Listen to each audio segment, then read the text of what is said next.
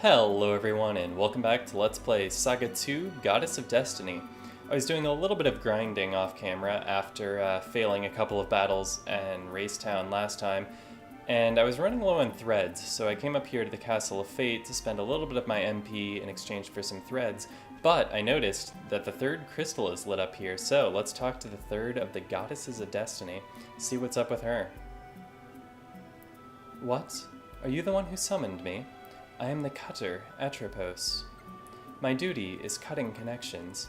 When you wish to sever the connections with your partners and reset your team name, or wish to no longer receive the Muse's help, call on me. I shall sever your connection with your partners and with the Muses. Very interesting. Okay, well, I'm quite happy with the assistance I'm receiving from the Muses, and I'm quite happy with my current team title, but if I ever do decide to explore some of those other team relationships, like some of the negative ones, then I can certainly see why I would want to sever those. But these services are not ones that I'm interested in the time being, and like the other goddesses, she seems pretty conflicted as to whether fate can be changed. So let's go over here and buy some more friendship threads since I was running low on those. And once I've done that, I will be heading back to Racetown.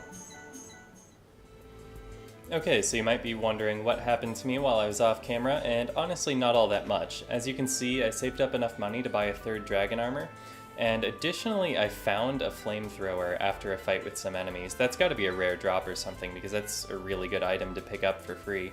So I'm going to replace Natsmer's 23 flamethrower with this brand new flamethrower, and then I'm going to sell the pre-existing one and buy a dragon armor. How much can I actually make off of that? Yeah, so I can make nearly 7,000 off of just that used flamethrower, which is really nice. So let's buy a dragon armor. Going to equip that to Natsmer, and then I can sell the mithril armor she had previously. Let's see. Oh, she actually had the giant armor previously, that's right. So I'm going to give her the dragon armor, and then I can give the giant armor to Virtue. Let's see, if I replace the mithril armor with the giant armor, that'll increase his defense by 8. Would replacing one of his shields be better though? Maybe the fire shield? Actually no, giant armor and fire shield appear to be equivalent. What about gold shield? Okay, a giant armor is better than a gold shield, so yeah, let's just go ahead and do that. It'll increase Virtue's defense from 40 all the way to 52. That's a huge increase. And let's rearrange his inventory. Since we don't need an armor listed that highly, we'll put the fire shield up there. And he now has 2 armors equipped. One of the quirks of robots is that they don't have specific slots for armor items. They can wear as many type as you give them, provided they still have space. And so there's one more thing that I want to do here in town. I don't know how I missed this previously, but there's another side to town over here across this bridge that I didn't explore before starting the race last time, so let's see what's over here. This person says that until recently, this place was crowded with spectators. Yeah, that's something I was wondering, that I was pontificating about previously, is that there doesn't seem to be anyone here. Like, it's a pretty lavish location. You'd think there would be more spectators for whatever goes down here, but that's not the case. And here we are in Apollo's mansion. Alright, so it seems that he has, well, it seems that this is where he lives. Like, that the temple devoted to him in the other world was one place, but this is another entirely. This is actually where the man makes his residence, and he's got a pretty nice statue of himself here in the foyer, but nothing else to do around here, so let's go see if the man himself is available to talk, because I wouldn't mind finding out what's happened to him since we last met. Alright, Apollo. Apparently he's holding a dragon race in town, and he wants us to participate, nothing we didn't already know. And we'll obtain relics for clearing the obstacles in the way. Okay, very to the point. Let's go ahead and do just that. Ah, nice view out here. Looks like he oversees the races from his balcony. Alright, so let's go once again attempt to participate in the race. Oh yeah, also while fighting battles off camera, Elodie's Spirit and Max HP increased once each, and Zenith's Max HP increased once each. But for the most part, I am not seeing as many stat increases after battle as I once did. That could just be because our levels are getting higher, so it's taking longer for those stats to raise.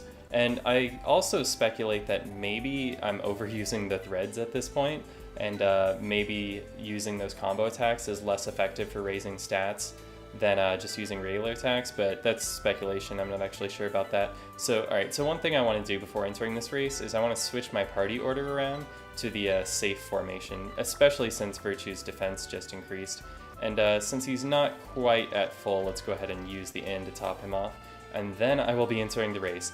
Now, I could switch and use one of the more tortoise variety of dragons, one of the cheaper, slower ones. And by doing that, I would get in fewer encounters. But I really want to do this the hard way and fight as many of these encounters as possible, even if that means taking on a little bit of risk.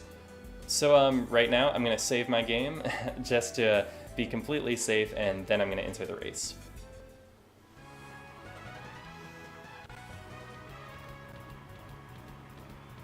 And they're off. Alright, so let's see how things go. I'm thinking that even though I didn't achieve a whole lot with my off-camera grinding, I'm really hoping that this changed formation is going to make a difference. And Virtue's defense did increase pretty substantially when he got that new armor, so I'm hoping that having him as the tank at the top of the party will make things a little bit easier.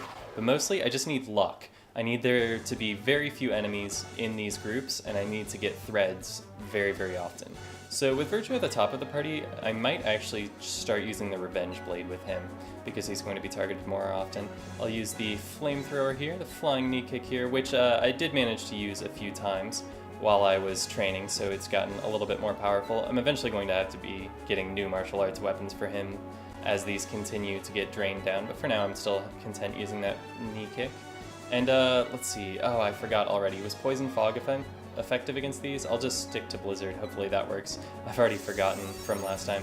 Okay, since they use Poison Fog themselves, that probably wouldn't have been the best choice. And there you see the effect of the Dragon Armor. The Dragon Armor makes my party immune to the effects of Poison Fog. And Virtue was already, by virtue of being a robot, so the most effective attack of this enemy has been completely neutralized for my party. And let's see if we can finish oh, the Flamethrower completely ineffective against these guys. That's something that I should have remembered.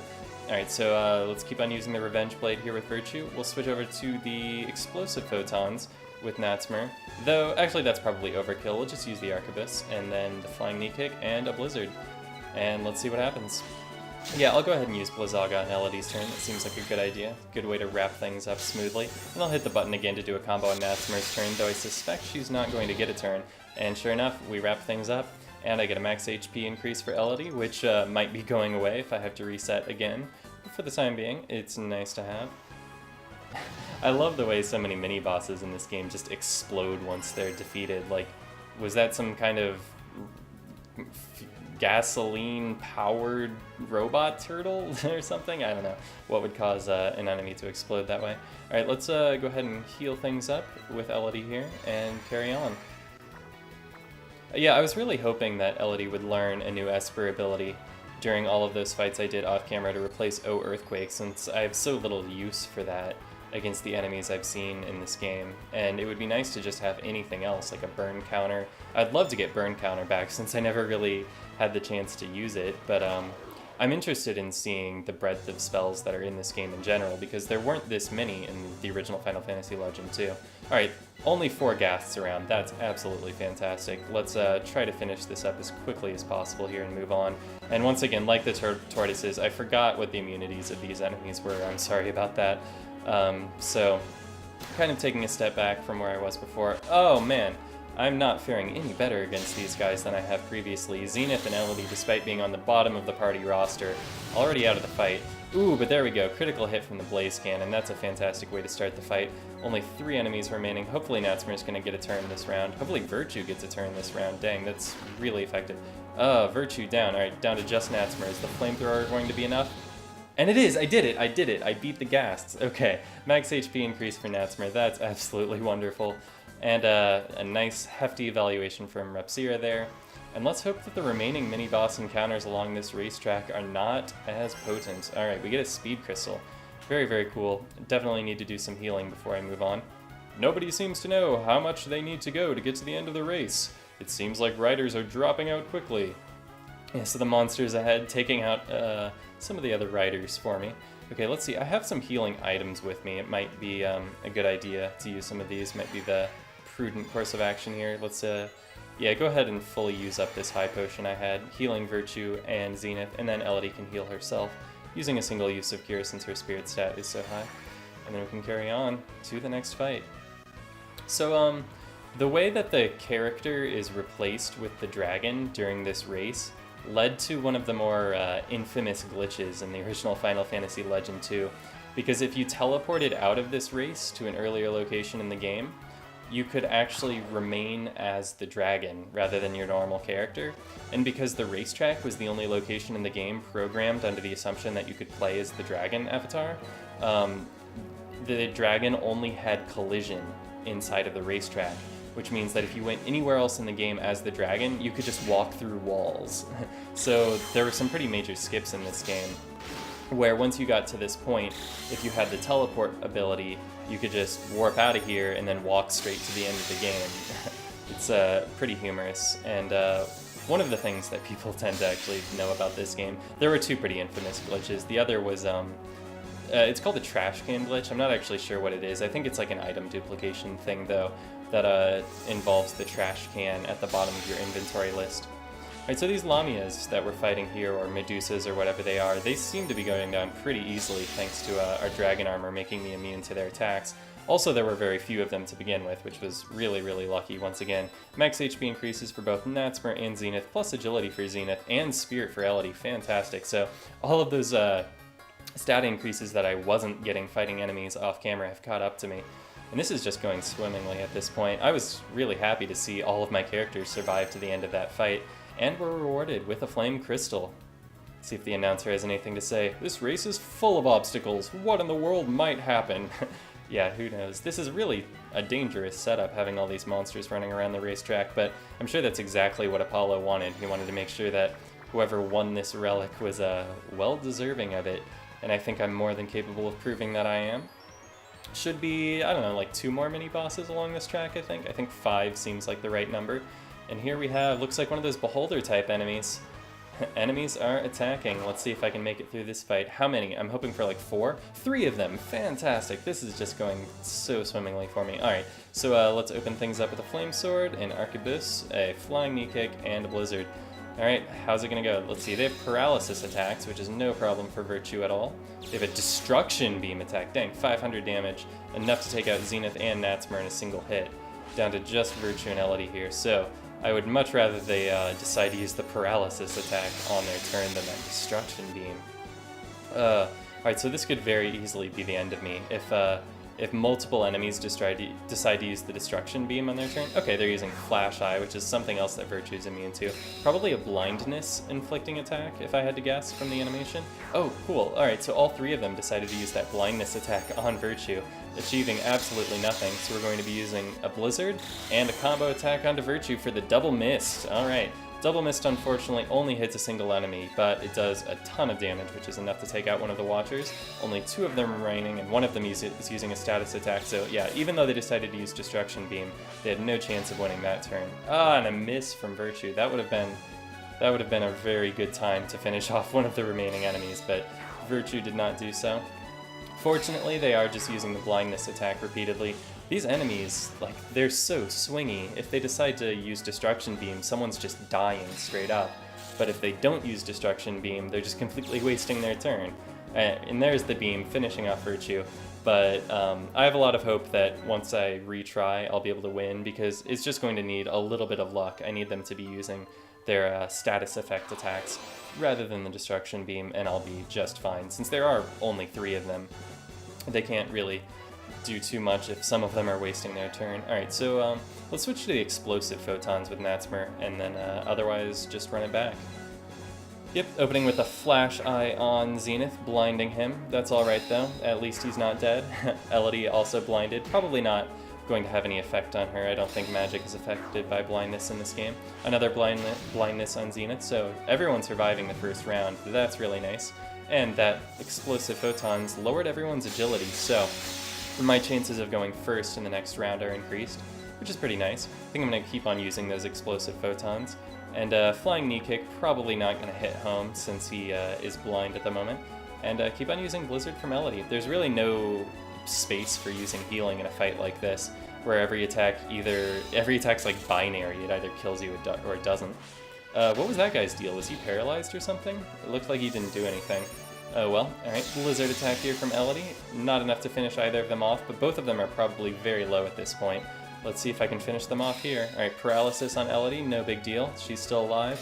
I'm really more interested in them making it to the end of the fight. Even if they can't contribute while they're paralyzed in any way, at least they'll make it to the end of the fight, which means that their abilities can increase and they can learn new powers and things if they make it to the end, but they can't do that if they're dead. Alright, down to just one enemy remaining. Natsmer snapped out of her paralysis. She's still blind though, but that doesn't mean she can't do combo attacks, which is really what I'm hoping for here. Alright, they're just using blindness on Natsmer, who's already blind. Elodie snapped out of her paralysis, and I got the combo attack, so let's see if we can finish things right here with a sniper shot. Nope, not quite enough, but it did hit despite her being blind. That's good to know that it works that way. Have a good feeling about this round here, especially since they're still trying to blind the blind. Alright, Blizzard attack, will it be enough? This has only dealt like 200 damage historically, but it's enough. Alright, and we get another max HP increase and a strength increase as well for Natsmer, so yeah, I'm continuing to suspect that musket of hers is a strength-based weapon, interestingly enough. A mere 1,000 Kiro, which isn't very much, compared to the other fights we've gotten here in Dragon World even. And what kind of relic this time? We got a Dragon's Horn, which gives us the high-speed movement ability. Ooh, I like the sound of that, high-speed movement ability. That would have been wonderful in Venus's Megalopolis, where it takes forever getting around anywhere. Here we go, Dash. Allows you to move quickly over the field for a short while. Yeah, so this is another one of those abilities like Stealth that you activate on the map, which lasts for a short period of time. And actually, yeah, let's just go ahead and equip that since I'm not going to be teleporting at the moment. I'm pretty sure they fixed the teleport glitch for this game, so I can't warp out of here. Unfortunately, we have a couple of people still blinded from the last fight. I'm going to go ahead and use my, my Stardust Staff before we go into the next fight to make Natsmer no longer blind. Down to 8 uses of that Staff of Healing, but it's still been a very worthwhile purchase. I'm actually probably going to buy more Staves of Healing before the game's out. Alright, there we go. Still 28 uses of my Stardust Staff left after healing Natsmer of her darkness. And let's carry on. I suspect that there's one more of these mini-bosses before the end of the race. And by the time we... Oh, no, actually, that was the last one. Which makes sense, since normally the non-crystal relics are the last ones you obtain. And it looks like we're the first ones to the finish line. Everyone else waylaid by all the monsters along the course. We're the only ones to make it to the end. Which means there may be even another relic waiting for us. I wonder if we've already obtained all the prizes or if there's one for crossing the finish line as well. Giving us a full 360 view of that wonderful dinosaur we've been riding. The victory goes to Elodie's team! Congratulations! Unlike in horse racing, apparently the mount itself doesn't get a lot of recognition in this sport. It goes to Elodie's team. So we're all 4 of my characters riding that dragon, I guess so. Alright, so Elodie back on the top of the party where she prefers to be. And it dumped us here in the stables. Let's see if this guy has anything new to say. Just congratulating us, alright. Can we talk to the trainer of the dragon we mounted? No, everyone here just saying the same thing. Alright, I'm going to go ahead and use the inn to restore the uses of my abilities. Everyone at full HP, but I did use a lot of abilities during that series of fights. That was actually a really fun series of fights. Once I was actually prepared for it. It was pretty steep at first, but once I changed my party around and got proper armor on everyone, that was actually a really fun series of fights. Like, I like this part of the game. It's interesting, an interesting way of doing the race concept. Like, another game might have just had an actual like dragon racing minigame, and that could have been a lot of fun too, but I like this approach a lot further where like, or a lot better, where the dragon race concept is just being used as a shell through which to present a series of fights, rather than using the same sort of like dungeon setups that we've seen in all of the worlds before. Now let's see if Apollo is actually still here to talk to, or if he's run off. No, he's actually decided to stick around this time. Congratulations, you won, just as I thought. Ha ha ha. Alright, I wonder what this one's planning. But that'll have to be something we find out next time, because I think I'm done for here. I think we've done everything we can do here in Small World, and I think it's time to move along to the next world. So thanks a lot for watching, and I will see you next time.